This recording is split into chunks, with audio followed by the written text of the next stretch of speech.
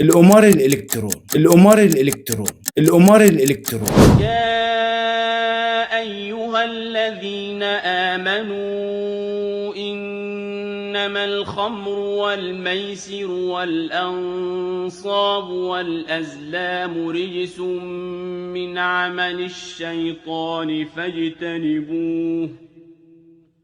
فاجتنبوه لعلكم تفلحون. القمار الإلكتروني أخطر سلاح بارد بيستخدمه العدو لهلاك الأجيال بأكملها. كل أسبوع إن لم يكن كل يوم بنسمع عن جريمة بشعة حصلت بسبب القمار الإلكتروني وألعاب الحظ والمراهنة، والجرائم دي بتحصل من كل الفئات العمرية تقريبا، سواء شباب كبار أو مراهقين، وللأسف الشديد أطفال. اللي خسر كل فلوسه وباع كل اللي حيلته وسحب قرض من البنك وخسره هو كمان، والسجن كان نهاية المطاف. واللي قتل حد من أهله أو قرايبه عشان يسرق فلوسه وينهبه ويشحن ويعوض المبالغ اللي خسرها في اللعبة. واللي سرق من شغله عشان يعوض خسارته في اللعبة واتمسك وهو بيسرق والسجن. واللي باع عضو من أعضاء جسمه عشان يشحن ويعوض كل أمواله اللي خسرها في اللعبة. واللي ضيع شقة سنين في الغربة في أقل من أسبوع في اللعبة. وبلاوي كتير ملهاش آخر حصلت من ورا القمار الإلكتروني وألعاب الحظ والمراهنات. وده طبعا مش لعبة واحدة ولا اتنين، ده عالم كتير فيه ملايين الألعاب. والألعاب دي موجودة على مختلف المنصات، سواء منصات ليها لوحدها زي 1 اكس زفت وغيره، او برامج لايفات ودردشه صوتيه وموفره باقه من الالعاب دي عشان تتسلى على الداعمين وفلوس. وكل الالعاب دي بلا استثناء اسمها الخارجي اللي ظاهر قدام الناس كده العاب حظ ومراهنات وبعض مهارات الثلاث ورقات. اما بقى من ورا الستار بيتم اداره الالعاب دي باتقان واحترافيه بعد دراسه وعلم كبير. الالعاب دي بتلاقيها دايما بتجر رجلك في البدايه بعرض جامد على الشحن وضربات مجانيه ومكاسب خطيره في البدايه. والمصيبه ان اللي بيفرح بالبدايه دي بيكون خلاص وقع في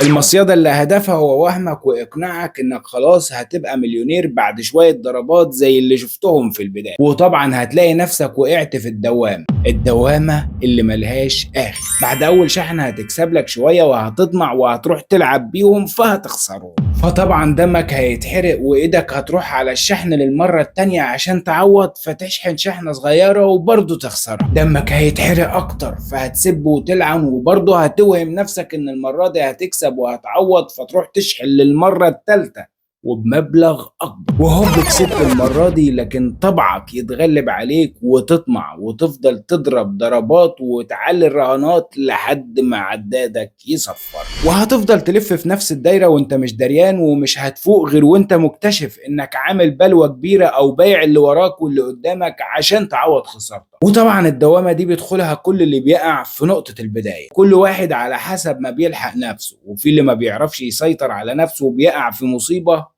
ما بيطلعش منها بالسهل. واكيد دي اخرة اي حد يسلك طريق ربنا سبحانه وتعالى حذرنا منه في كتابه العزيز وقال: يا ايها الذين امنوا انما الخمر والميسر والانصاب والازلام رجس من عمل الشيطان فاجتنبوه لعلكم تفلحون. والنبي صلى الله عليه وسلم حذرنا منه في الحديث الشريف عن ابي موسى عن النبي صلى الله عليه وسلم قال: من لعب بالنرد فقد عصى الله ورسوله. يعني من الناحية الدينية الأمر مفروغ منه تماما. أما بقى من ناحية إنه حرب على أرض الواقع ومن أخطر الأسلحة اللي العدو بيحاربنا بيها بالفعل، الدليل إن الألعاب دي كلها من صناعة العدو نفسه وتحت إدارته وسيطرته، وأرباحها كمان معظمها بيروح للعدو. يعني العدو كسبان من ناحيتين وبيضرب عصفورين بحجر مسحور. العدو بيكسب من البرامج دي ملايين الدولارات وبيستخدمها في حربه ضدك، سواء الحرب الإلكترونية أو الحرب اللي على أرض الواقع اللي بيقتل فيها أخواتنا. والأخطر بقى إنه بينجح فعليا في هدم الفئات العمرية اللي المفروض هتقف وتحاربه في يوم من الأيام، سواء دلوقتي